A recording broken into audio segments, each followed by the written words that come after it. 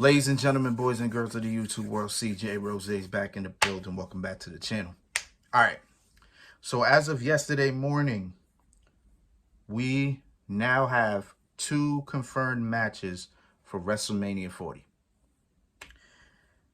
And we're going to talk about one of them in this video and then the other in the next video. So before I get started, I just want to say something. So my last couple of videos, I always talk about how I'm always looking at X or whatever people are posting on X. As of 3 o'clock earlier this morning, I'm no longer on X. No longer. I can't deal with it. Like, I swear, people are just stupid. People just write things for engagement. It's annoying. I can't deal with it. This is why I don't like social media, bro. This is why I don't like social media. So as of right now, the only social media I have is YouTube. That's it. That's it. I'm not on Facebook right now. I'm not on Instagram, not on Snapchat, not on X, none of that. No, I can't deal with social media right now, so YouTube is the only thing I have. So all I have is y'all. All I got is y'all. You understand what I'm saying? But yeah. So our first confirmed match is Rhea Ripley will defend the Women's World Championship against the man, Becky Lynch, who won the Women's Elimination Chamber match. So I think we should have all saw this match coming. For the people that said it should have been Liv, I would have been fine if it was Liv Morgan too. I would have been fine. Like, I would have been all right. It makes sense. You know, the story is there, right?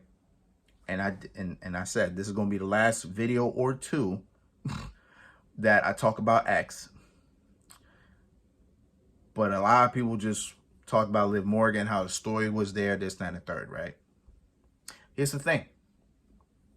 Becky and Rhea actually had a small conversation. It wasn't big. It wasn't crazy. It was just a very small conversation. And even with that interaction, you kind of already saw, yeah, they're going to try to build this match. Because if Becky Lynch doesn't win the Royal Rumble, which I don't think anybody had her winning, then she's going to win the Elimination Chamber at least. And boom. That's what happened. Here we are. I mean, I'm fine with the match. I mean, it's still a big match regardless of how anybody feels about Becky Lynch. These are 2 of the biggest stars on Raw going at it on the biggest show of the year. It sells itself. You know what I'm saying? It sells itself. Plus this match. What other matches? It was Becky. She had Becky, Bayley, and Bianca. I think that was her last. I think those are her last 3 big matches that she needs. Well, not needs, but should have, right? And technically, all those matches are WrestleMania worthy. All of them. So we're going to do Becky and Rhea this year. Might do Rhea and Bianca next year. Who knows? You know what I'm saying? Depending on how the draft goes, if we have a draft this year. Depending on how that goes, if Bianca gets moved to Raw, and then we handle that. Or if Rhea somehow loses the World Heavyweight Championship, and then she gets drafted to SmackDown, you know what I'm saying? We'll probably do that. Who knows, right? But instead, here we are with this match. Based on what Becky has done over the last year, I'm cool with it. You know what I'm saying? I'm cool with it. She won the NXT Women's Championship. She had a couple good matches with a couple of women, you know.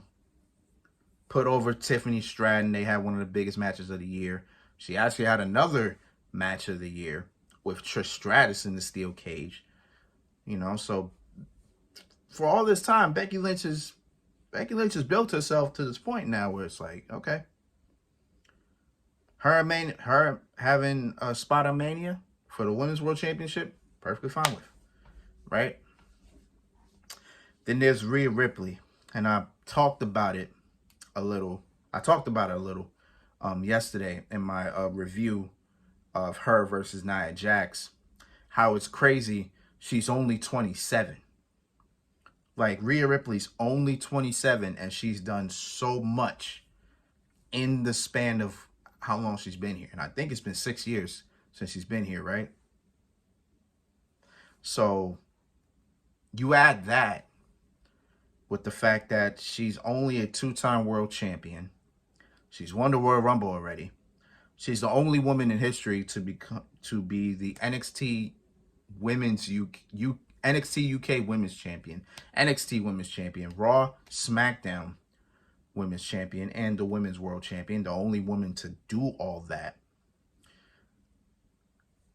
It's pretty crazy how far she's gone. She's also won the Women's Tag Team Championships as well. It's crazy how much she's done in the span of how long she's been here. Which means she can only go further. Because she got about a decade and change left at least. Becky, on the other hand, is a different story. Becky has done almost the same things. Pretty much the same things. Actually, they've pretty much both done the same things. Except Rhea's won the NXT UK Women's Championship because she started in NXT UK. While Becky started in NXT. Didn't win the NXT Women's Championship, but she was even down there. So, from where Becky has gone to... Actually, they're pretty much kind of the same if you think about it.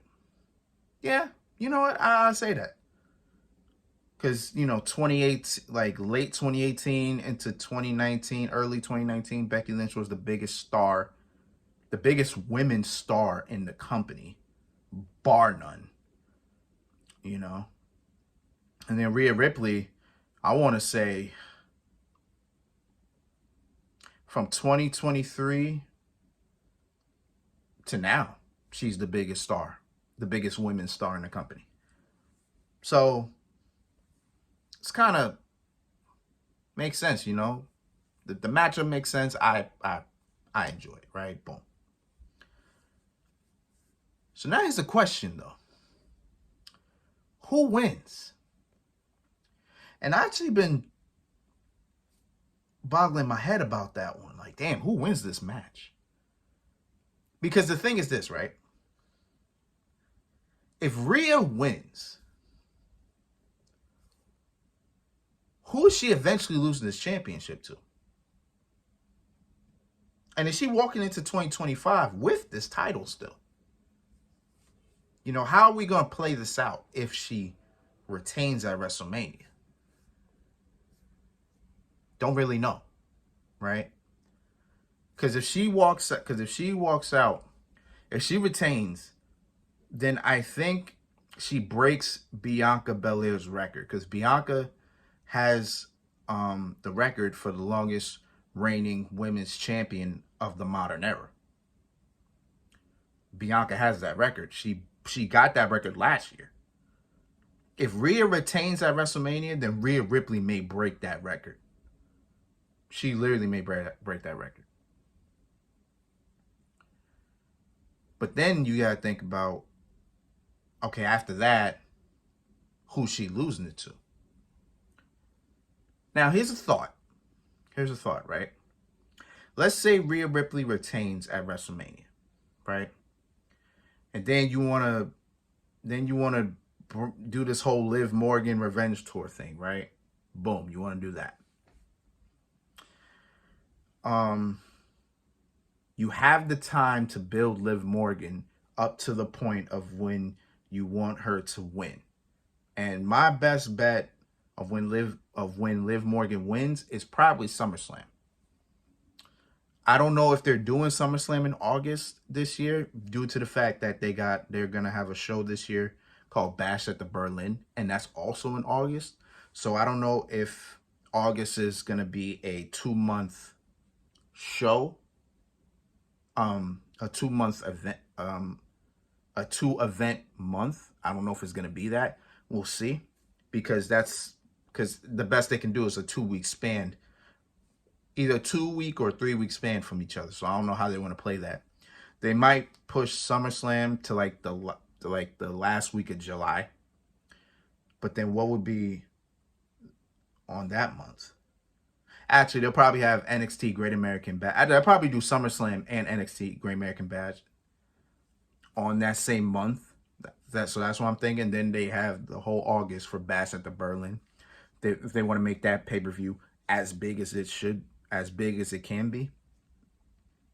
So that's what I think. I think if Rhea Ripley retains, since she probably loses it at SummerSlam to Liv Morgan, that way you have that much time to build up Liv Morgan to be a potential threat to Rhea Ripley. Because the thing is this, if Liv Morgan won the Elimination Chamber, and then she just out of nowhere wins the Women's World title at WrestleMania, it would have felt weird. Because yes, the story is there, yes, but you have to build Liv Morgan up as just more as, oh, I was the last person to beat Rhea Ripley. When Rhea Ripley wasn't that big, wasn't even as big as she is now. Like Baron Corbin was trotting around a little bit, always saying, oh, I was the last person to pin Roman Reigns, right? But while he hangs his hat on that, he's not making this as, oh, I can beat the tribal chief right now. No, he can't. I refuse to believe that he could do that. You know what I'm saying? So you have to give Liv Morgan time to build herself up again. So give her these couple months. I don't only know what Liv Morgan would do at WrestleMania at this point. So I don't know. Just build her up, give her all the time, and it, that's just what it is. You know what I'm saying? But I like Becky Lynch more in this spot than Liv Morgan. Again, yes, Liv Morgan has that story of Rhea Ripley and all that from 2022 and 2022, and the fact that Rhea was the one that took her out in 2023. I get that. But Rhea hasn't even acknowledged Liv Morgan. She hasn't cared. So it's like, I don't know. I mean, yeah, you probably could have, if Liv won the Elimination Chamber, you probably could have built Liv up for that month and all that. But if you think about Becky Lynch has done a good amount within the last year. You know what I'm saying? Liv hasn't done much really since 2022. So it's like, you kind of have to just build Liv Morgan up. She has to win some matches, win some big feuds if she can. I don't know who's a potential feud she can have that could build her to that point. I can't really tell you at this moment. She probably have to get drafted to SmackDown or something. I don't know. But have Liv Morgan build her up, do right, and then once we get to SummerSlam, boom, right? Now, what if Becky wins? Becky will become Women's World Champion. We can get some fresh matches out of that. We can do Becky versus Raquel. Why not? We can do Becky versus Shayna. Why not? We can do... I don't want to see Becky versus Zoe again. I kind of don't. I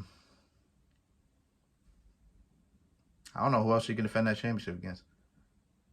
Probably Nia Jax comes back and we could run that back again. Well,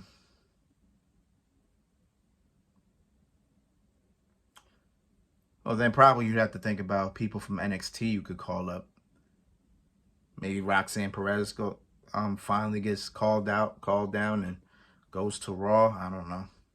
Guess we'll see what happens with Roxanne, because it looks like she may be challenging Lyra at a stand and deliver. So we'll see how that goes. But yeah, I like the idea of Rhea retaining, because you can create maybe more of a story with that, with Liv Morgan, or whatever the case is, depending on what Liv Morgan does. If Becky wins, I don't know. There's not that many people you can really feud with. Like, she was on SmackDown, it's a little easier, you know. Becky versus Io, you know. Becky versus Tiffany Stratton, if you want that. Becky versus Naomi. Becky versus if you want to do Becky versus Bianca, by all means, why not? You know what I'm saying? It almost feels better for Becky to get drafted to SmackDown. And it might happen, now that I think about it. Because with Andrade on Raw, Charlotte may be returning to Raw. So then you would probably move Becky to SmackDown. Or maybe Rhea goes to SmackDown. I don't know. I don't know how it's going to work. It is what it is. But as of right now, since we got about a month, to WrestleMania, I have Rhea retaining. I'm pretty sure once I do my prediction videos for WrestleMania, my opinion may change. It may. I don't know yet. But as of right now, I got Rhea Ripley retaining. And that would mean she beat. That would mean that Rhea. Technically, Rhea would be undefeated at WrestleMania, wouldn't it? Yeah. Because she beat? No, she wouldn't be. Sorry, she lost to Charlotte in 2020. So no, she's not undefeated at WrestleMania. Never mind. But that means Rhea would have beat Asuka, Charlotte, and Becky at WrestleMania. It's not bad. Some good names. So we'll see what goes on, what happens. But yeah, as of right now, I got Rhea retaining. We'll see if my opinion changes during the time, but it is what it is. All right. So until then, it's been Roseanne, man. Thanks for watching. Thank you for all the love, support, as always. Video number 2 on the way. So until next time, peace, love, 100. Yeah.